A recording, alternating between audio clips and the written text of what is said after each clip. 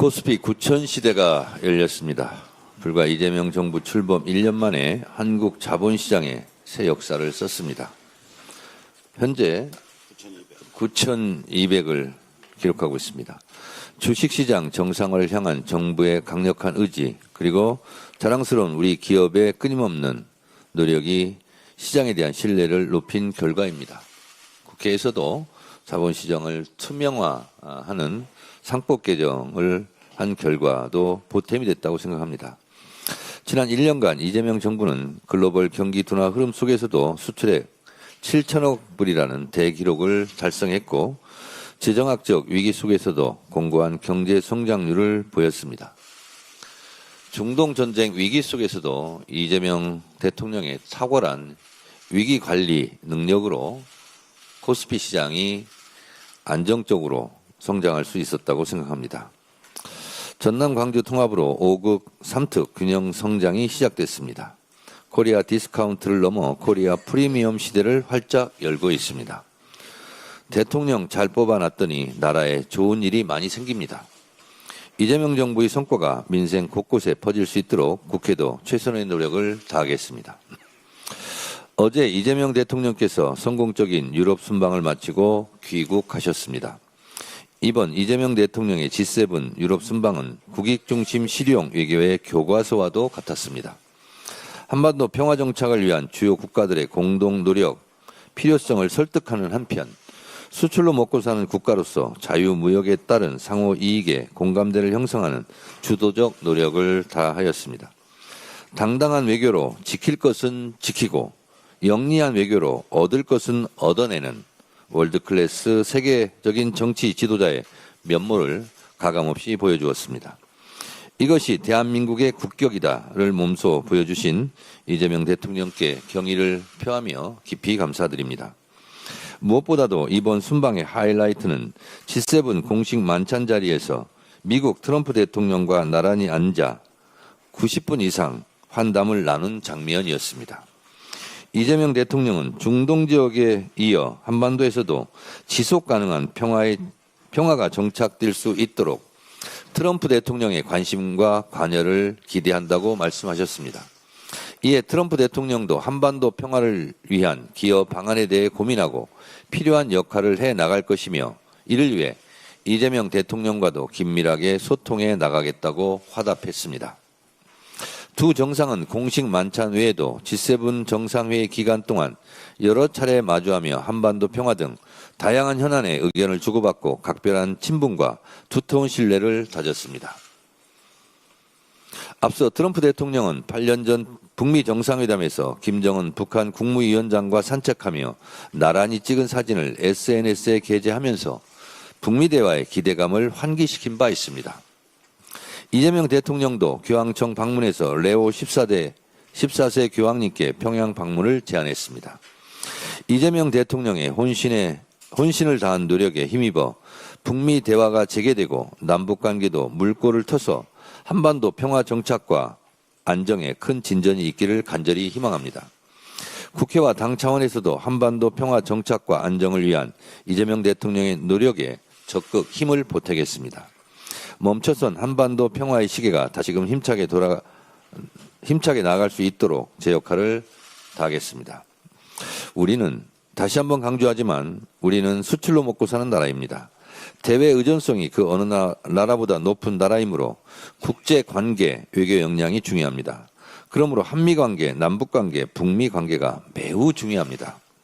이재명 대통령과 트럼프 대통령의 케미스트리는 그래서 중요합니다. 트럼프 대통령이 평양을 방문하여 새로운 북미 관계가 형성된다면 미국 닉슨 대통령이 베이징을 방문해 모택동을 만났던 것만큼이나 역사적, 세기적 사건이 될 것입니다.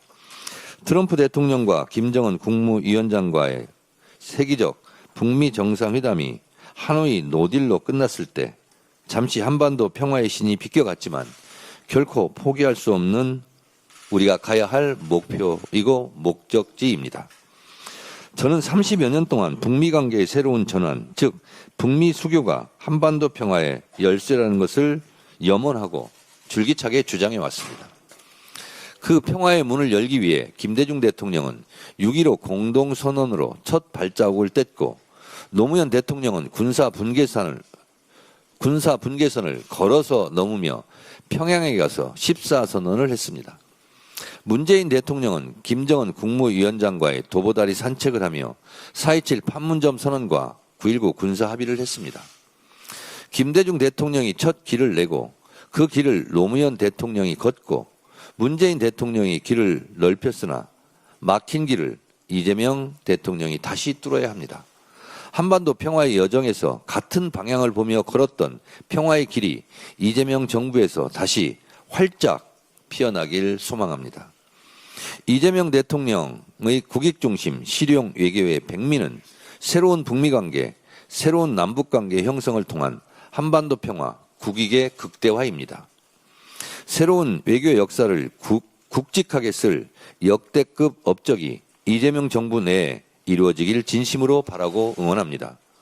한반도 평화의 숨구멍이자 전쟁 방지턱인 개성공단도 다시 가동되고 금강산 관광길도 다시 열리길 소원합니다. 다른 분야나 정책도 그러하겠지만 특별히 한반도 평화 남북관계는 김대중, 노무현, 문재인의 바통을 이어받아 그동안 축적된 지혜와 노하우를 이재명 정부가 10분 활용 계승해야 합니다. 로마는 하루아침에 이루어지지 않았습니다.